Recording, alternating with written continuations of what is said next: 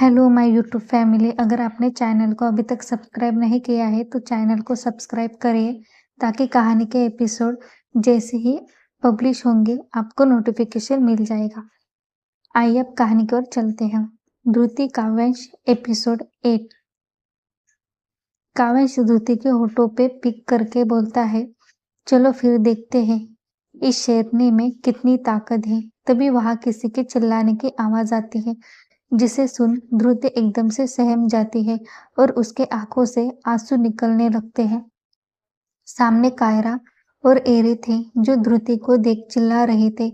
ध्रुति को लगा उनके साथ कुछ किया तो नहीं। कावेश ध्रुति को देख बोला, आप तो इतने में ही डर गई हुक्मरानी सा। ध्रुति ने देखा कि कायरा और एरी ठीक है तो वो उनके पास चली गई। एरी और कायरा ने झट से ध्रुति को गले लगा लिया। ध्रुति ने उन दोनों को देखा और पूछा, क्या तुम ठीक हो? ध्रुति की बात सुन एरी और कायरा बोली, हाँ, हमें क्या हुआ है? हम तो कल से यहाँ एंजॉय कर रहे हैं।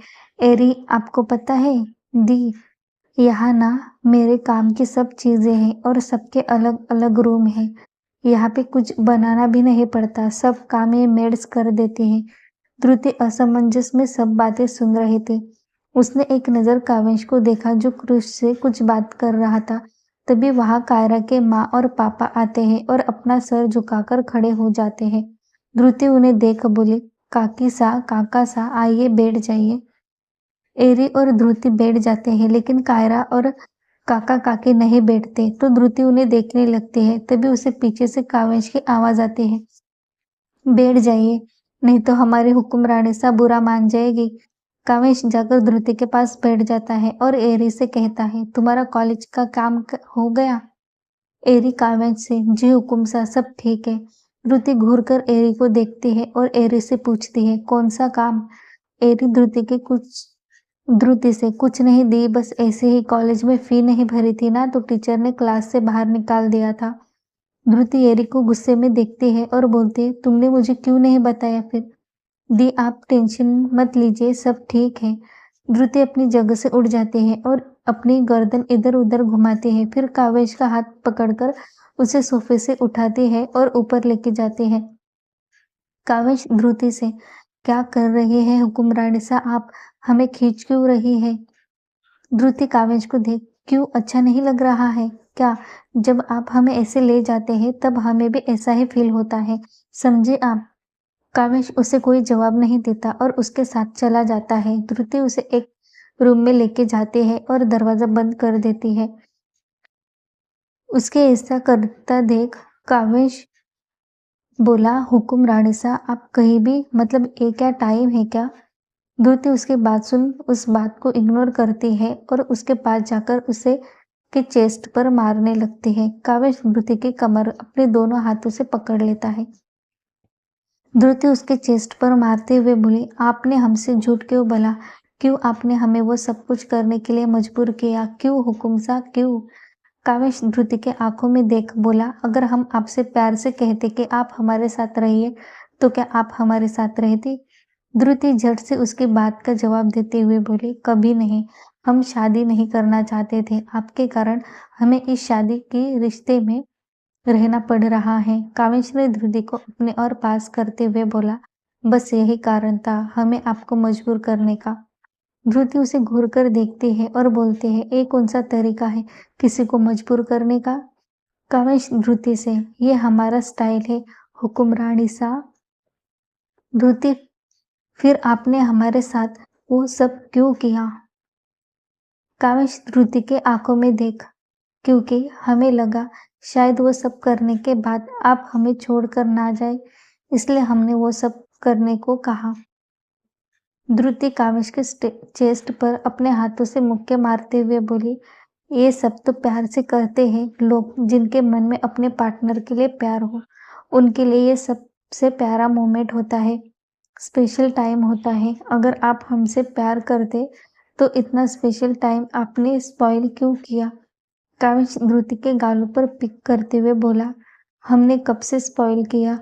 इतना सब तो रोमांटिक था, आप खुद से हमें प्यार कर रहे थे। ध्रुति उसके बात सुन गुस्से और शर्म से लाल हुए चेहरे पर गुस्सा लाते हुए बोली, सच में आप बहुत बड़े बेशर्म हो, सन की कही के। कावेश उसे एक आंख मारकर बोला, यस आई एम। धृति कावेश से दूर होते हुए, अब आप जा सकते हैं। कावेश धृति के कमर को कसकर पकड़ता है और उसे दरवाजे से लगा देता है। फिर बोलता है, और हम यहाँ से क्यों जाए?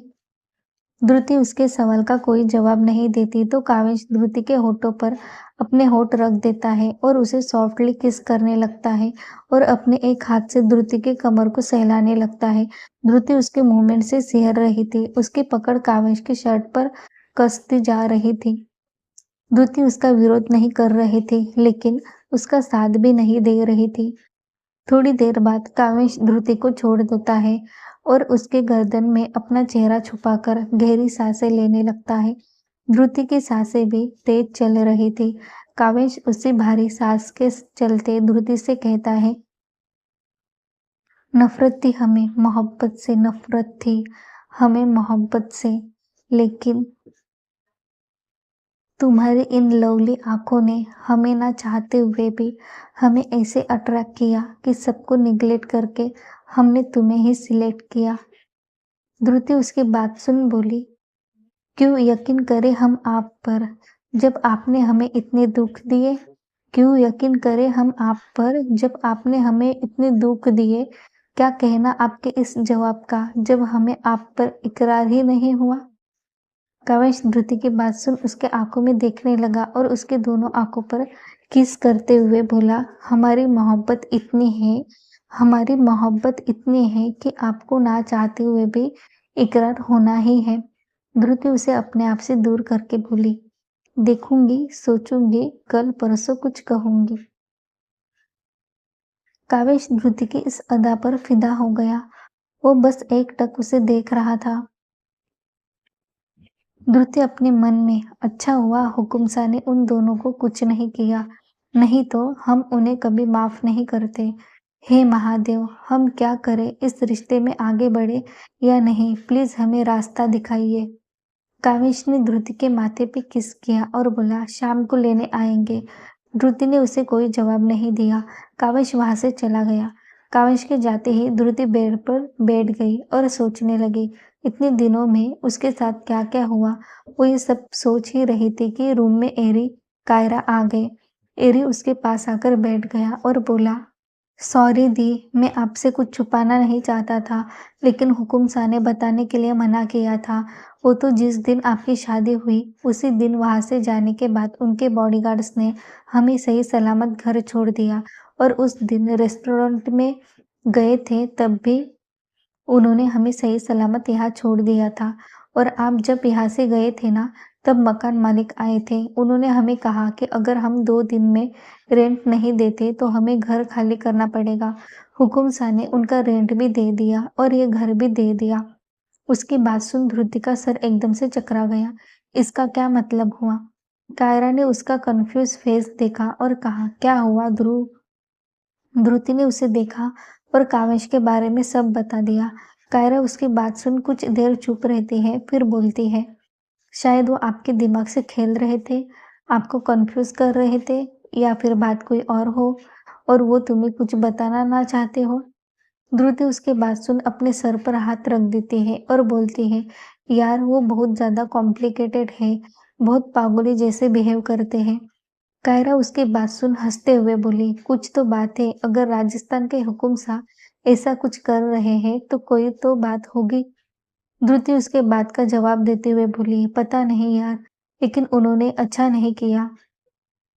कायरा उसकी बात सुन बोली, हाँ हाँ हाँ, जैसे वो तुझे आकर कहते, धृति हम आपसे प्यार करते हैं, प्लीज हमसे शादी कर लो, और तू झट से उन्हें हाँ कहती।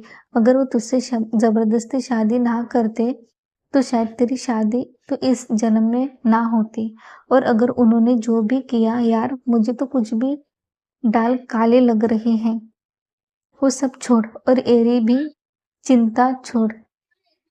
वो ठीक है, अब तू उनके साथ खुश रह और उनके बातों को समझने की कोशिश कर, शायद तुझे कुछ पता चल जाए। धृति उसके बात का कोई जवाब नहीं देती।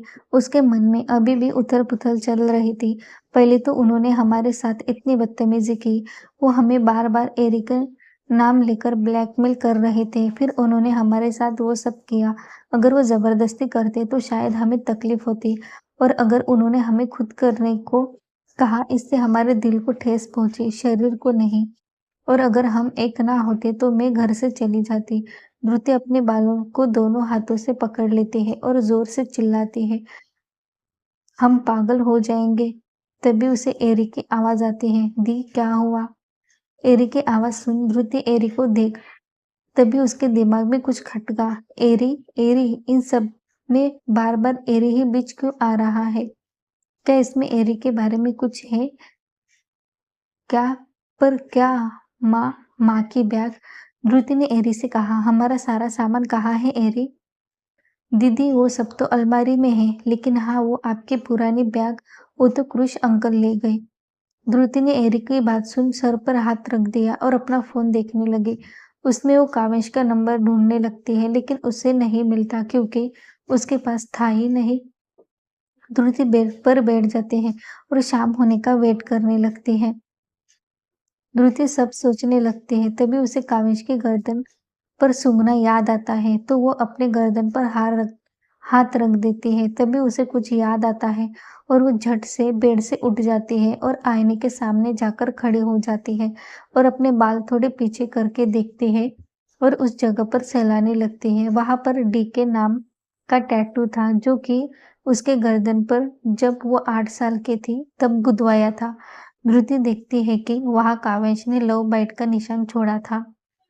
धृति अपने मन, लेकिन इस जगह पर धृति पीछे की ओर जाते हुए अपनी आंखों में आंसू लिए बोली, नहीं नहीं, ये नहीं हो सकता, इसका मतलब नहीं, ये कैसे पॉसिबल है? हुकुम शाह ने हमसे झूठ बोला, अगर वो वही हुए तो इसका मतलब उन्होंने जो बोला था, नहीं नहीं, वो वही है, तभी वो वैसा ही बिहेव कर रहे हैं, लेकिन वो तो इस दुनिया में नहीं है। फिर धृति अपने आंखों में आंसू पोंछते हुए हुकुम शाह का नाम, कायरा और एरी धृति को अजीब नजरों से देख रहे थे।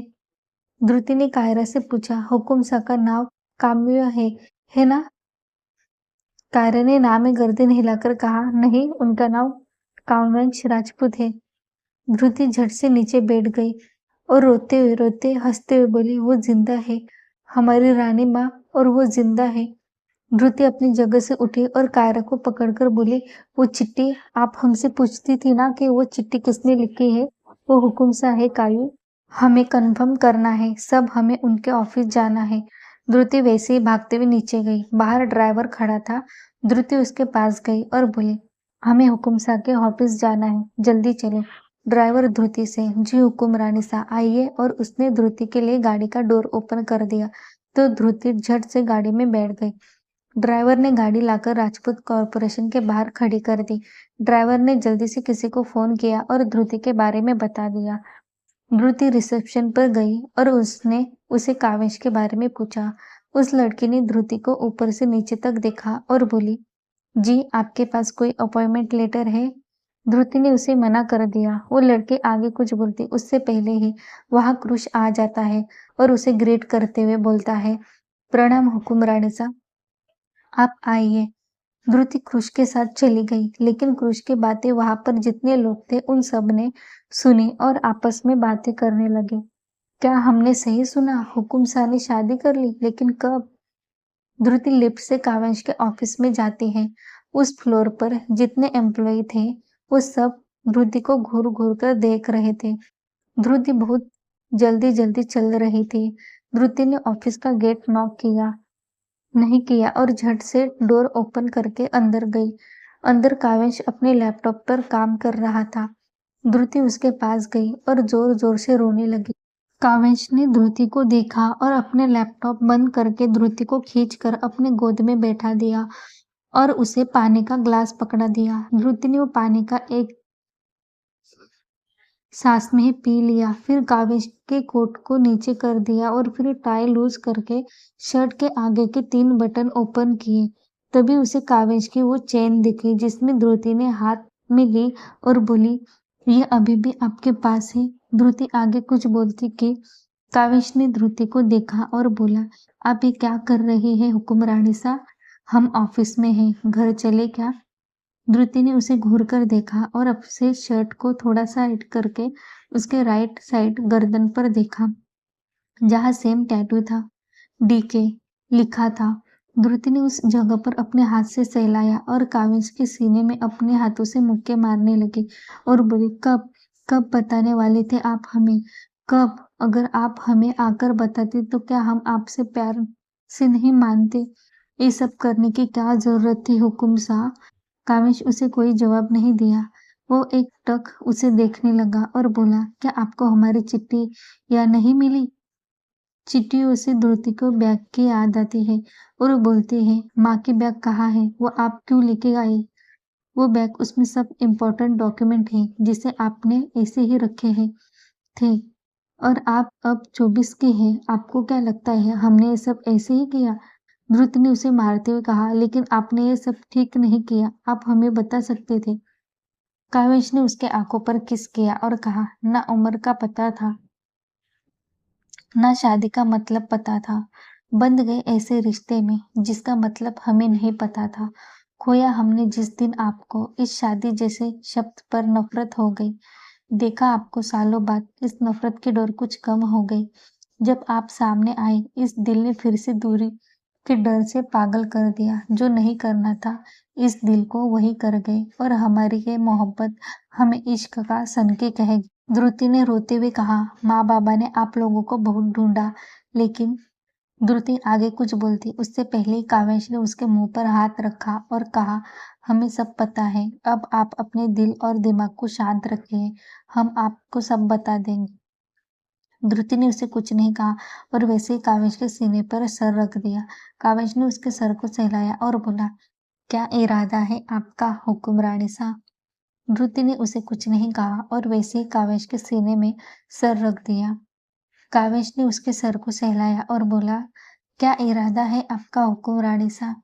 ध्रुति ने उसके चेस्ट पर मारते हुए कहा, बेशर्म कही के, अब तो मैं आपको आपके किए की सजा दूंगी, देख लेना आप। कावेश ध्रुति को देख बोला, अच्छा किया, दिखाने वाली है आप? ध्रुति उससे देख बोली, पहले तो नहीं थे आप ऐसे, पहले तो जब देखो तब मुंह फुलाए बैठ जाते थे और वो तो हम थे कि आपको बार बार मनाने आते थे। हाँ, तो आप हमारी हुक्मरानी सा थी, तो आपके सिवा कौन हमें समझाता? बताइए तो। कावेश ने ध्रुति के कान नाक को खींचते हुए कहा, हम आपकी माँ से कंप्लेंट करने वाले हैं। अच्छा, और आप उन्हें क्या बताने वाले हैं कि आपने कैसे बोल डांस किया था? ध्रुति उसे गुस्से से घूरकर कावेश को देखा और कहा, आपने हमें मजबूर किया था, समझे आप? कावेश ध्रुति के आंखों में देख और कहा, आपने ही तो कहा था कि आप एक दिन हमें बोल डांस करके दिखाएंगे। ध्रुति ने उससे अपनी नजरें फिराई और कहा, तब हम छोटे थे और हमें नहीं पता था कि बोल डांस क्या होता है और हमें वो तो सीड ने। ध्रुति ने कावेश को देखा जिसका चेहरा गुस्से से तमतमा रहा था। ध्रुति ने अपनी नजरें नीचे की और सॉरी कहा। कावेश ने घूरकर उसे देखा और गुस्से में कहा, हुक्मरानी साहब, आप हमारे सिवा किसी और को याद करें, यह हमें हरगिज बर्दाश्त नहीं है। मत भूलिए हम आपके हैं। अगर आगे से आपके जुबान और इस दिल में हमारे सिवा किसी और का जिक्र आया तो हम भी नहीं जानते हम क्या करेंगे। ध्रुति ने अपनी नजरें नीचे की और उसे कहा, गलती से निकल गया मुंह से। कावेश ने उसके फेस को अपने हाथों से पकड़ा और उसके आंखों में देख बोला, याद रखना हुक्मरानी सा, तब हम छोटे थे, लेकिन अब हम मुंह फुलाए नहीं बैठेंगे। अब हम दूसरे के मुंह सुजा के बैठेंगे। ध्रुति ने उसके आंखों में देखा और कहा, आप कितने बदल गए हैं। कावेश ने उसे कोई जवाब नहीं दिया और उसके कमर को सहलाते हुए उसके होठों पर अपने होठ रख दिए और उसे वाइडली चूमने लगा। इस बार ध्रुति भी उसके किस का रिस्पॉन्स दे रही थी, जिसे महसूस कर कावेश ने अपने एक हाथ से टेबल पर रखा सामान एक साइड किया और ध्रुति के कमर को पकड़कर बिना किसी को ब्रेक किए बैठा दिया और खुद खड़ा हुआ। ध्रुति के दोनों हाथ कावेश के बालों में चल रहे थे। उनकी किस बहुत पैशनेट और डीप हो गई थी। 15 मिनट के बाद कावेश ने ध्रुति को छोड़ दिया।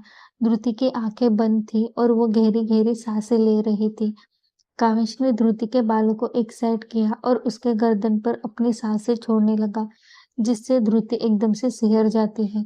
कावेश ने ध्रुति के पैर पर अपना हाथ रखा और उसकी साड़ी घुटनों तक ऊपर चढ़ाई और उसके पैरों को सहलाने लगा और उसके गर्दन पर चूमने लगा। ध्रुति बस गहरी सांसें ले रही थी और उसके मुंह से हल्के हल्के आहें निकल रही थी। केबिन का माहौल बहुत ही रोमांटिक हो गया था। पूरे केबिन में ध्रुति की सांसों की आवाजें गूंज रही थी। ध्रुति का एक हाथ कावेश के गर्दन पर था और दूसरा हाथ कावेश के चेस्ट पर था। कावेश ने ध्रुति के साड़ी का पल्लू निकालना चाहा, लेकिन वो निकल नहीं रहा था, जिससे कावेश बहुत ज्यादा फ्रस्ट्रेट हो गया था। ध्रुति ने उसे देखा और अपने भारी सांसों के साथ कहा, हुकुम सा, हम ऑफिस में हैं। कावेश ने उसे देखा, जिसका उसे छोड़ने का बिल्कुल भी मन नहीं था। उसने ध्रुति को एक नजर देखा और ठीक है, फिर तुम मेरी हेल्प कर दो। ध्रुति ने उसे अपनी आंखें बड़ी बड़ी आंखों से घूरा और कहा, छी हुकुम सा, आप कितने गंदे हैं। कावेश ने उसे फुल इग्नोर किया और उसे उठाकर अपने केबिन में बने सीक्रेट रूम में चला गया और उसे बेड पर बैठा के डोर क्लोज करने चला गया। ध्रुति अपनी आंखें बड़ी करके देखने लगी और बोली, ये तो सेम डिजाइन है जैसे आपने ड्रॉ किया था। कावेश अपना कोट उतारते हुए बोला, तुम्हें सब अभी भी याद है। ध्रुति ने उस रूम को देखते हुए कहा, इतने सालों से उसी के सहारे तो जी रहे थे हम। कावेश ने अपना कोट नीचे रखा, तभी उसके केबिन का डोर किसी ने नॉक किया। कावेश अपनी आंखें बंद कर ली और गहरी सांस लेकर ध्रुति के पास जाने लगा। तभी फिर से किसी ने डोर नॉक किया, जिसे सुन ध्रुति जोर जोर से हंसने लगी और बोली, अच्छा है, आपके साथ ऐसा ही होना चाहिए।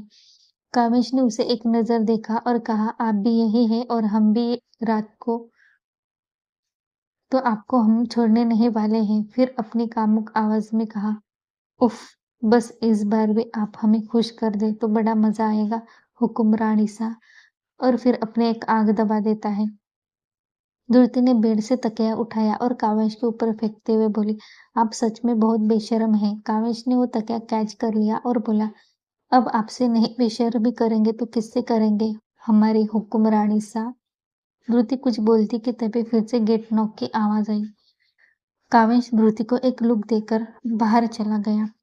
ध्रुति ने अपने आप को ठीक किया और अपने हाथ जोड़कर बोली, शुक्रिया महादेव, हमें हमारे जीने का सहारा मिल गया। हमारे हुकुम साहब, जिनसे बरसों पहले आपने रिश्ता जोड़ा था, एक बार आपने फिर से हमें मिला दिया। अब हमें कोई फिक्र नहीं है। बस उन्होंने जो किया उसकी सजा तो हम उन्हें देकर रहेंगे। थोड़ी मस्ती तो करनी पड़ेगी इस राजा साहब की। इतना सोच उसने एक डेविल स्माइल दी और बेड पर सो गई। कामेश अपने शर्ट के बटन जो ध्रुति ने खोली थी उसे बंद करते हुए बाहर केबिन में गया और अपने चेयर पर बैठकर बोला, कम इन। क्रुश अंदर आते हुए बोला, हुकुम सा, आपकी मीटिंग। कामेश ने उसे घूर कर देखा, जिससे देख क्रुश एकदम से हड़बड़ा गया और अपने मन में बोला, क्या मैंने कुछ गलत किया। कामेश उसे वैसे ही देखते हुए कहा, तुम्हें पता था हुकुम रानी सा यही है, फिर भी तुमने मुझे बुलाने आई। क्रुश ने उससे कहा, हुकुम सा, वो मीटिंग इम्पोर्टेंट थी। तभी ध्रुति बाहर आई, जिसके हाथ में कावेश का कोट था। ध्रुति कावेश से बोली, जाइए आप मीटिंग के लिए, हम घर जा रहे हैं। हमें रानी माँ से मिलना है। कावेश ने एक नजर क्रुश को देखा तो वो केबिन से बाहर चला गया। कावेश अपनी चेयर से उठा और ध्रुति के पास जाकर उसके कमर पर हाथ रखकर बोला, बड़ी जल्दी नहीं है आपको घर जाने की। ध्रुति ने उसके शर्ट के कॉलर को पकड़ा और उसे नीचे झुकाकर उसके गर्दन पर काट लिया, जिससे कावेश ने अपनी पकड़ ध्रुति के कमर पर कस दी और बोला, आग से खेल रही है आप हुक्मरानी साहब। ध्रुति ने उसके हाथों को अपने कमर पर से हटाया और उसके कोट पहनाते हुए बोली, अभी तो बस चिंगारी निकली है, आगे आगे देखिए होता है क्या। और उसके गालों पे किस करके वहां से भागते हुए चली गई और उसके पीछे कावेश भी चला गया।